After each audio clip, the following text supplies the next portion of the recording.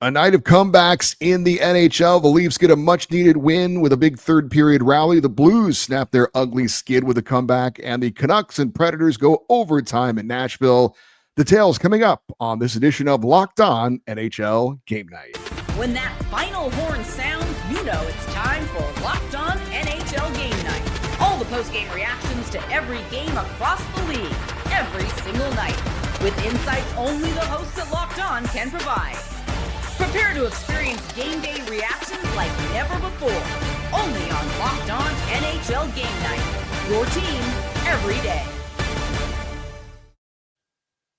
Hey, hockey fans, welcome to Locked On NHL Game Night, part of the Locked On Podcast Network, your teams every day. Thanks for making Locked On NHL Game Night your place to get a recap of the night in the NHL during the regular season and the playoffs. We are available wherever you get your podcasts and on YouTube. Today's episode is brought to you by Gametime. Download the Gametime app, create an account, and use the code LOCKEDONNHL for $20 off your first purchase.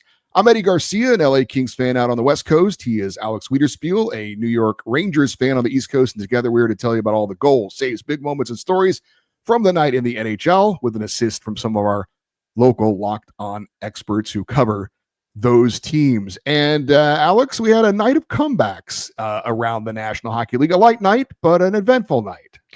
Yes, except at the end of the night, Chicago just could not quite pull it off. It looked like in the third period they were going to make a push, and the Blackhawks become really the only team tonight who can't scrounge up at least a point in their comeback bid. We'll talk about the Blackhawks a little bit later, but we start with the Maple Leafs hosting the Penguins in the city of Toronto, looking for something to cheer them up after that epic loss in the World Series. Could the Leafs help them out with a nice win over the surprising Penguins? Well, for most of the night, it looked like the answer was a resounding no. But the Maple Leafs pull themselves off the deck with a big third period and get a 4-3 victory. They were down in this one by a score of 3-0. Going into the third, they looked absolutely lifeless. Ben Kendall, young 18-year-old for Pittsburgh, had a couple of nice goals. And it did not look like it was going to be the night for the Leafs. And then head coach Craig Berube decides to put stars Austin Matthews and William Nylander together. Was that the magic elixir for the Leafs? I guess so. Matthews would score his seventh goal on a breakaway, and then William Nylander 2 goals before Bobby McCann capped it off with a game winner.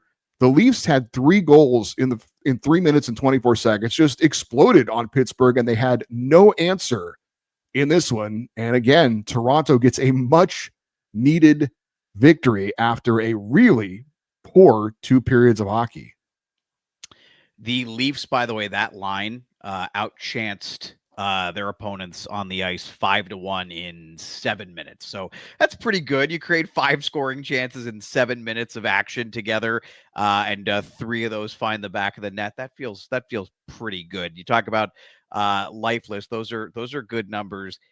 Good numbers that I have some other thoughts that we could save for the very end. I will say for the Penguins, I know their fans are probably going to be upset about this loss, but I feel like you're just playing with house money at this point. You're playing with house money all season. If the Penguins wind up being a surprise playoff team, just enjoy the ride, because you're not going to get much more of this with Sid and Gino together. And speaking of which, Gino looks like a man reborn, had his 16th assist of the season tonight. So I will say, look, I know it's tough blowing a 3-goal lead in the third period. Everybody is talking about what a great coach Dan Muse is, and I think he is a really good coach. But still, enjoy this. Enjoy what is happening in Pittsburgh right now. You've got young players playing well, and you've got veterans playing well. This is uncharacteristic. Well, I think when they take a deep breath, they will. But in the moment, I could certainly understand why they would be disappointed with this one when you controlled the entire game for 2 periods, and it really looked like you were the better team without any question. And then the third period happened. But I will say Ben Kendall, goals 4 and 5 on the season for him. Again, mentioned the 18-year-old. They did an interview with him in between intermissions. I was like, my God, can that kid even shave?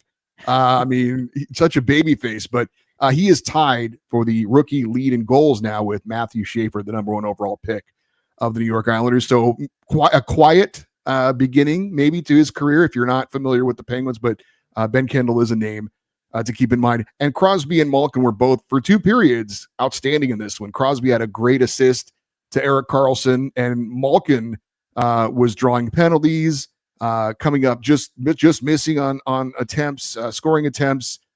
He really is found. Like, Crosby is always Crosby. I mean, he may be the NHL's answer to Tom Brady playing, to his 40s or whatever.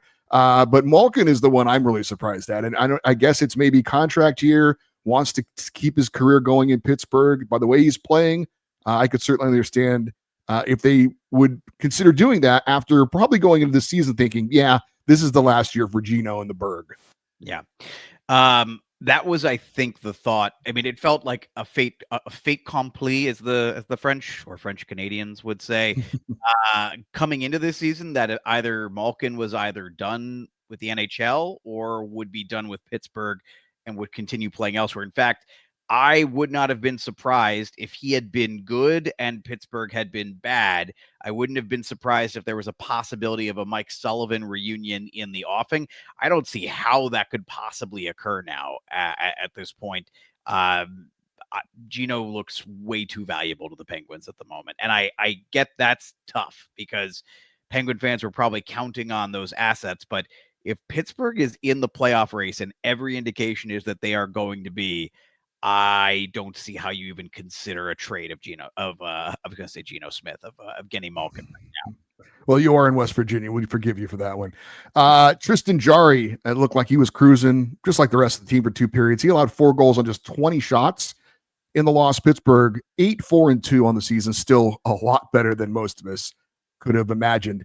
Let's talk about Toronto, though. 7-5-1 with the win. And yes, the big boys showed up when it mattered most. But the way they played in most of this game is not winning hockey. And the way they played most of this season, now 7-5-1, has not been winning hockey. So yes, you feel good about the result in this one. You hope you can build off the third period going forward.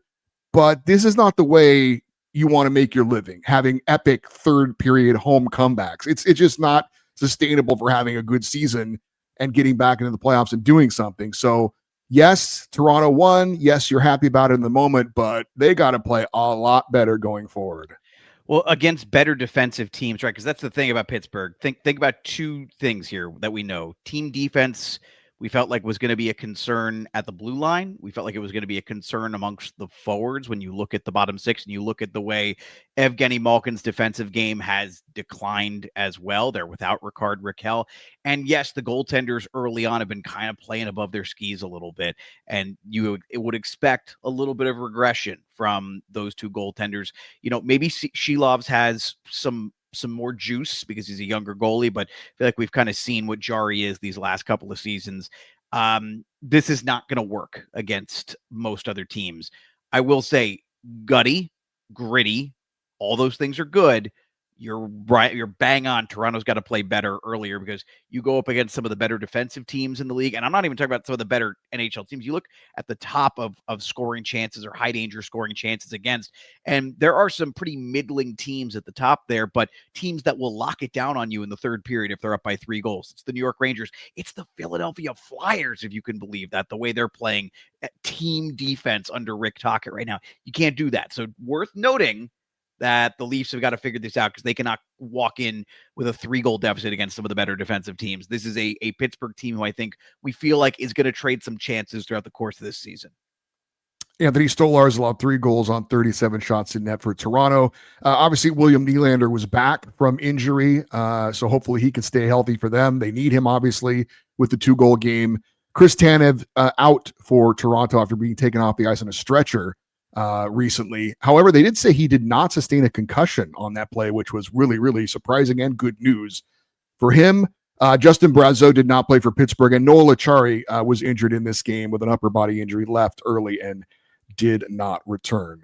That's why the Penguins lost, by the way. Brazeau, yes, that's Brazeau. Right. It's Brazeau. When the Penguins go as Brazeau goes, as we all I thought you were making a joke about Noel Acciari, but no, actually, Justin Brazeau has really played well for them so far this year on the second line, so that didn't help things. But they're definitely not feeling good right now after letting that one slip away in Toronto.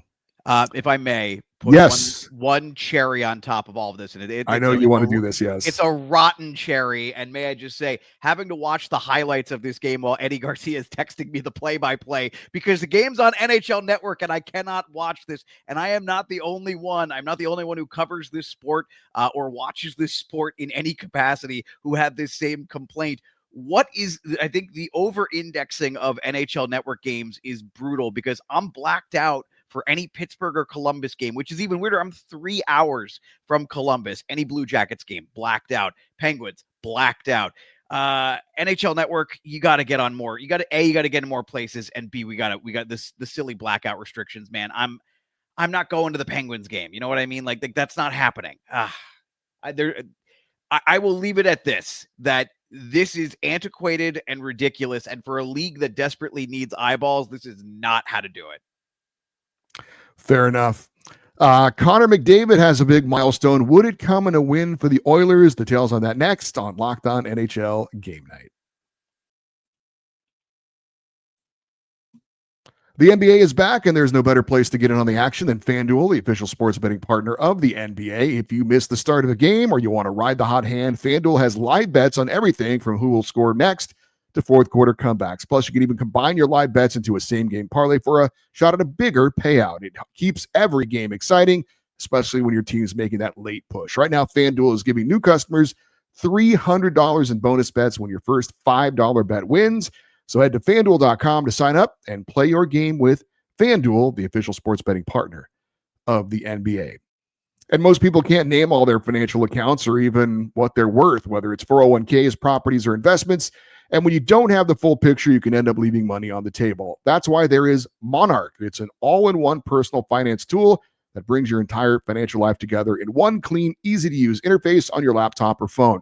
Monarch is built for people with busy lives. If you've been putting off organizing your finances, Monarch is for you. You can link all your accounts in minutes, see clear data visuals, get smart categorization of your spending, and finally feel in control of your money without ever touching a spreadsheet. You can maximize investments, increase your savings rate, easily review finances with your partner or financial advisor while keeping a clear view of your financial health week to week and long term. Don't let financial opportunities slip through the cracks. Use the code LOCKEDONNHL at monarch.com in your browser for half off your first year. That's 50% off your first year at monarch.com with the code LOCKEDONNHL. All right, we are on to our next game, and that is in St. Louis, where the Blues were hosting the Edmonton Oilers. St. Louis looking to snap a 7-game losing skid, and Connor McDavid in town with the Oilers. And St. Louis rallies for a much-needed 3-2 win. Dalibor Dvorsky gets his first career NHL goal, young 20-year-old they're excited about in St. Louis. Robert Thomas, back from missing 4 games from an injury, scores as well. And then it was Pius Suter with a rebound putback of a Colton Parayko point shot with 1:23 to go to complete the comeback and give the Blues a much-needed victory in this one. They have been scuffling. They have been disappointing. So a win over Connor McDavid and company certainly was welcome for the Blues, who are now 4-7-2 on the season. But again, the 7-game losing skid comes to an end. I think this is kind of the formula for St. Louis outside of you don't want to be down 2-0, right out of the jump. But this is mostly the formula, right? You get a big goal from Robert Thomas, the arguably most important goal of the night. You get because remember, the Blues were going through, we can't call it a rebuild. Ownership was very clear about this, that they will never go through an actual rebuild, but they did kind of load up on draft picks and assets as they went through we'll call it a light retooling over the last couple of seasons after they made that surprise run to the second round of the playoffs and lost to Colorado.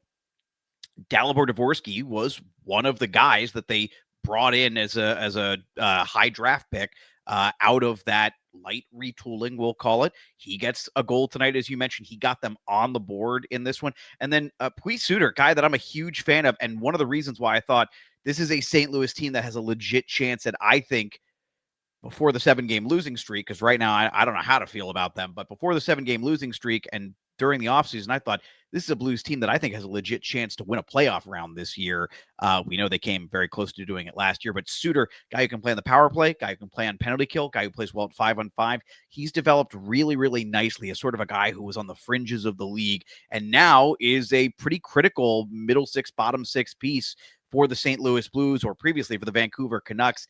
Needs to be that guy for the St. Louis Blues. I thought tonight, much better overall. But yeah, this has to be the formula for St. Louis. Pretty evenly matched game. I don't think there were any stretches of this game where they were necessarily significantly inferior. I do think from a vibes perspective, when they went down 2-0, I just thought, oh boy, here we go again. So kudos to St. Louis, because this could have gotten ugly. This could have gotten real ugly. And I just think they have all the tools needed to be competitive, and they just haven't been using them properly in this 7-game losing streak. For Pius Suter, the game-winning goal, his 5th of the year. Jordan Bennington allowed 2 goals on 26 shots in net. The story for the Oilers, nothing from Leon Draisaitl. They got goals from Jack Roslovic on the power play and Andrew Mangiapane. Connor McDavid, a couple of assists. He reaches a milestone. We'll give you the details on that. But let's check in with one of our local experts, the host of Locked On Edmonton Oilers, and that is Nick Zareris. Other night where the Edmonton Oilers left us wanting more. The Oilers falling 3-2 to the St. Louis Blues on Monday night. The Blues ending their 7-game losing streak at the hands of another bad loss. And it's frustrating because at this point, the Oilers are starting to show signs of life. They get goals from guys like Roslovic, guys like Mangiapane, secondary, supplementary pieces, and you're playing reasonably well. Calvin Pickard has a really good first 30 minutes of this game, and down the backstretch as the Oilers are holding on for dear life, as the Blues are pushing as hard as they can to get back in this game, the Oilers can't find that put-away goal. They allow the Blues to hang around, and all it takes is one. And in a tie game with less than a minute to go, anything can happen. And with Ekholm and Bouchard on the ice, they both lose track of Pius Suter. The Blues win this game, and the Oilers, no rest for the weary, right back at it tomorrow night against the Dallas Stars. The Oilers have a lot of work to do, and as talented as they may or may not be, good hockey teams don't lose games like this is what I think Nick was going to say before he cut out there at the very end. Edmonton now 6-5-3 on the season. I'm sure that's not where most people thought they would be at this point. It's certainly not where they thought they would be at this point. Calvin Pickard, 3 goals allowed on 22 shots in net, the number 2 goalie getting the start in this one for the Oilers. And you and I have talked about this before, and I certainly know this team very well, being an LA Kings fan. I'm not convinced that they aren't going to be where they want to be when it's all said and done, and that's probably in the top 3 in the Pacific, and being a handful because of those 2 monsters they have in Draisaitl and McDavid. And I'll give that McDavid note in a minute. But there is also no doubt that Nick is absolutely right, that they are not playing the kind of hockey that you would expect them to at this point of the season, especially a veteran team that's been to the Stanley Cup Finals 2 years in a row. They know what it takes to win. Maybe they're just going through the motions and they know when to turn it on, but it's just not where they should be at this point. Yeah, but at the same time, they were 6-7-1 a season ago at this point. Like, I think this is just who the Oilers are. They're going to sleepwalk through the first month and a half, 2 months of the season. And until it doesn't work, I'm not going to worry about them. The one thing I will say tonight that I thought was interesting, they had a lot of zone time, right? Especially, I thought, in the back half of that game. A lot of zone time that they established time in St. Louis's defensive end. And I didn't think it turned into as many shots as I would expect. Like, I was surprised. You look at the final number in this game, Edmonton only had 26 shots on goal through the entire 60 minutes of this hockey game. And that just seems off to me because I felt like every time I looked up, Edmonton was controlling the puck in the zone. And I will say kudos to St. Louis because they defended well enough to limit Edmonton's chances. And I don't have the block shot numbers in front of me, but if you look at the shot attempts, Edmonton did not get, by the final number, Edmonton did not get half of their shot attempts actually on goal. That's not going to work. That's a problem, whether it was from blocked shots or whether it was from missing the net, which we know this time of year seems to be contagious. one way or another, that's a problem. You can't take 60 shots in a game and fewer than half of them actually get on the goalie that he has to make a save. I think that's just not a formula for success for anybody. The note on Connor McDavid, he had 2 assists now, 1,100 points in his NHL career, did it in 726 games. Only Wayne Gretzky, Mario Lemieux, and Mike Bossy did it in fewer games. Gretzky did it in 464 games. Did you hear by the way, did you hear the question on the coverage tonight on the Edmonton coverage about where they think he's actually going to finish? Because I think it's a great question. Where, like, in total points, like where in the rankings does he finish when it's all said and done? Well, actually, I'm trying to remember. Actually, I was watching the Blues coverage, so I did not. But I think that they talked about it too, and it was. I think they heard them say that they thought he would finish second overall. That was the consensus seemingly on the Edmonton side of things as well. I think that's about right. If he stays as healthy as he has, it's hard not to think that he's going to wind up second. And in this era, that is insane to think about. Like, that will be that feels unchallengeable if he winds up getting there. Like, we think Gretzky's record is unbreakable. I don't know if in the modern era, if McDavid's number 2, anyone's ever catching that. All right, we had another comeback, this one in Music City, but would it result in a victory for the Predators? We will talk about that next here on Locked On NHL Game Night. Hockey season is officially here, and nothing beats being in the arena for a hockey game. But let's get real. Getting tickets can sometimes be a total headache between waiting in queues, surprise fees, and prices that jump right before checkout. It's easy to get frustrated when all you want to do is cheer on your favorite team. That's where Gametime comes in, the app that gives fans the advantage. It's your ultimate life hack for scoring amazing NHL tickets fast, easy, and stress-free. I love that what you see is what you pay for. There's no hidden fees at checkout. Plus, I could see the exact seat I'm going to get, the view, with their in-app seat view feature. Their zone deals are a game changer. You pick the section, Gametime picks the seats, and you save big. There's even a way to find NHL tickets for under $25. Take the guesswork out of buying tickets with Gametime. Download the Gametime app, create an account, and use the code LOCKEDONNHL. You'll get $20 off your first purchase. Terms apply. That's code LOCKEDONNHL for $20 off. Swipe, tap, ticket, go. All right, we got a couple more games to talk about, including the Predators hosting the Canucks. We did have another rally in this one. Nashville was down 3-1 in the third, but they score a pair of goals to force overtime. But the Preds could not complete the comeback in Music City as Vancouver gets the 5-4 win. It was Brock Besser with the game winner in overtime after a nice play by Elias Pettersson to bat the puck over to him in front of the net. He puts it home. And Evander Kane scores his first 2 goals as a member of the Vancouver Canucks, one on the power play and one on a delayed penalty. And for Brock Besser, by the way, 2 goals in this one, numbers 5 and 6 on the season.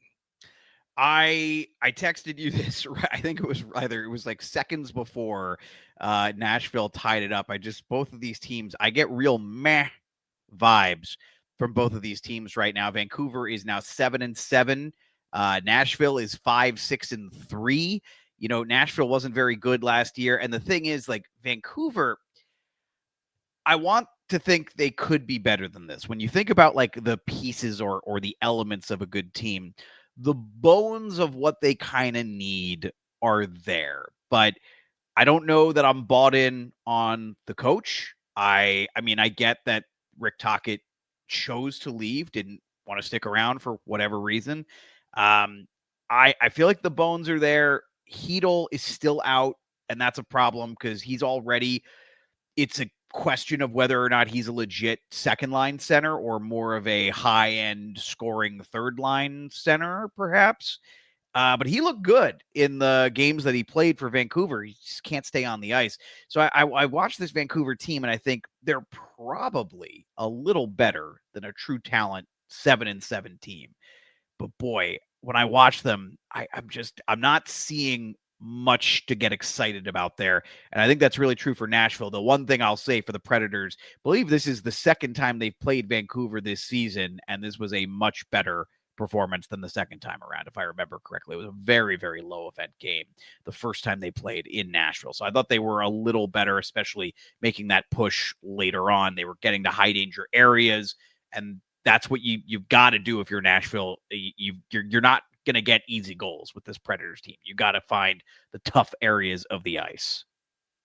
Philip Forsberg, his 6th of the year for Nashville in the loss. UC Saros allowed 5 goals on 36 shots. For Vancouver, Quinn Hughes back in the lineup after missing 4 games with a lower body injury. Didn't have a point, but he was a +2, and obviously he's a very important player for them. He needs to stay healthy.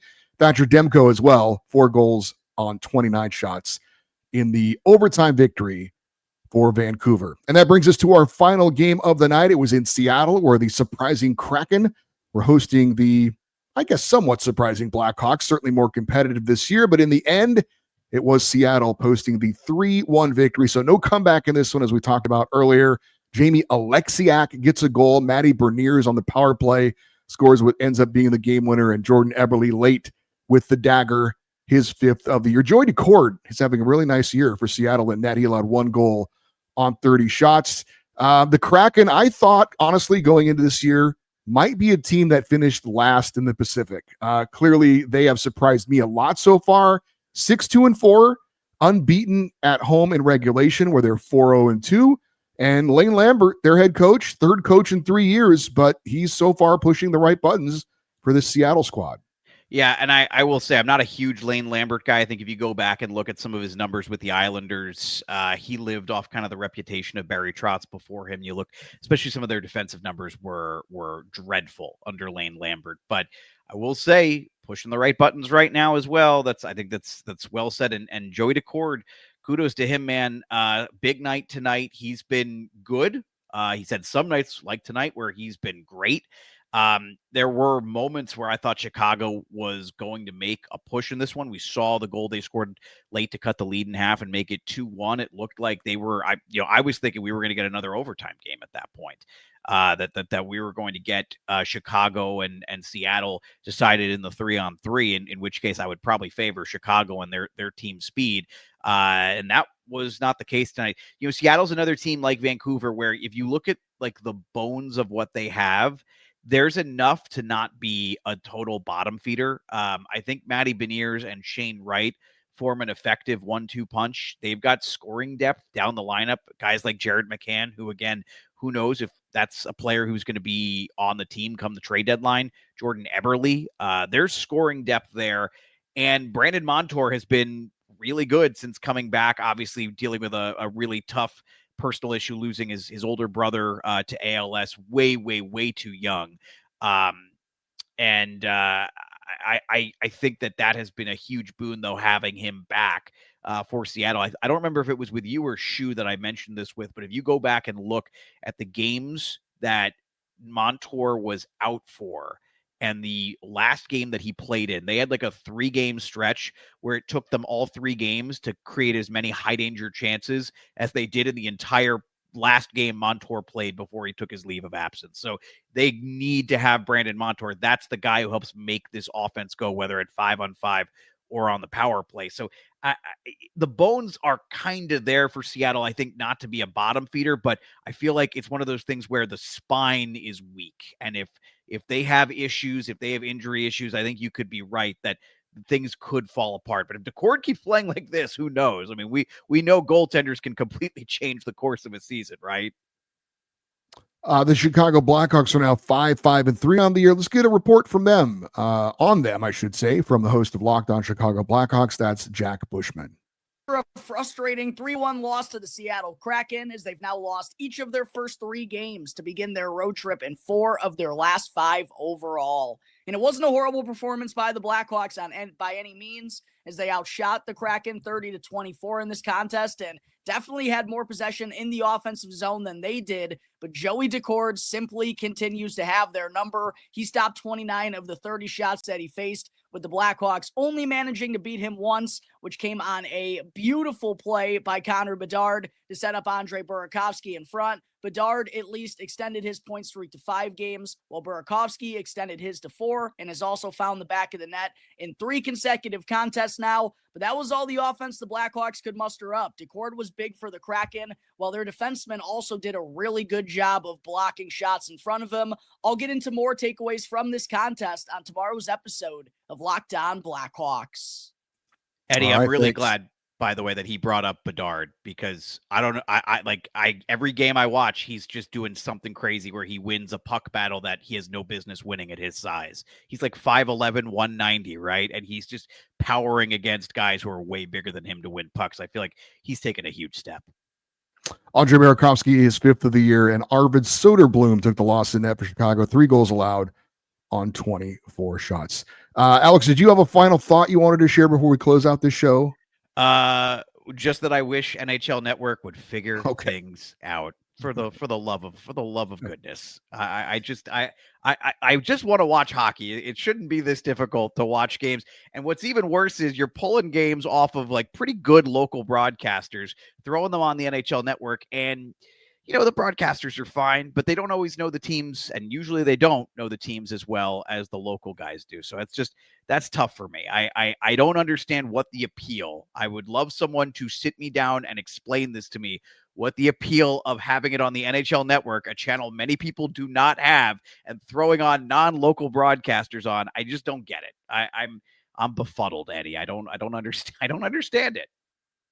Well, you're not befuddled if you follow your favorite NHL Locked On show here on the Locked On Network. We have a podcast and YouTube show for every team in the NHL except Calgary, but we are working on that. And of course, Locked On NHL Game Night is here for you each and every night during the regular season and playoffs, wrapping up the night in the NHL. If you're watching on YouTube, we'd love for you to like and subscribe and leave your comments on anything that happened tonight in the NHL. That will do it for this episode of Locked On NHL Game Night. For Alex Wiederspiel, I'm Eddie Garcia. Thanks for listening and watching Locked On NHL Game Night, part of the Locked On Podcast Network, your teams every day.